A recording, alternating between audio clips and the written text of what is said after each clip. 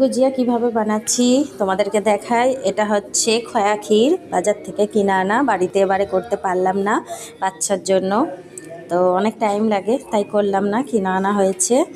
আর এইদিকে আমি ময়দা, গরম জল আর ময়ান দিয়ে, সাদা তেল আর ঘি দিয়ে ময়ান দিয়ে ভালো করে মেখে রেখে দিয়েছি। আর এগুলো গুজিয়া তৈরি করার ছাঁচ, আর এখানে সব সাজানোই আছে, আমি আগে থেকে সব করে রেখে দিয়েছিলাম। এটা চিনি পাউডার, আর এইখানে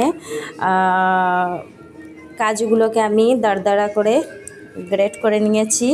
আর এইটা সুজি ঘি দিয়ে ভেজে রাখা আছে, নারকেল খোলাগুলো ছাড়িয়ে আমি এটা গ্রেট করে নিয়েছি। আর এখানে আছে কিশমিশ, কিশমিশগুলো ছোট ছোট করে কেটে নিয়েছি, গোটা গোটাও অনেকে রাখে, তো গোটা গোটা রাখছি না। তো যতটা খাবে ততটাতেই যদি কি সব রকম পরে বেশ ভালো লাগে খেতে। আর এদিকে তো দেখতেই পাচ্ছ খয়া ক্ষীর, এগুলো সব আমি একে একে একসাথে মিক্স করে নেব। এখানে এলাচ আছে, এলাচ মোড়াবো না, ওর দানাগুলো দেবো শুধু। তো চলো দেখা।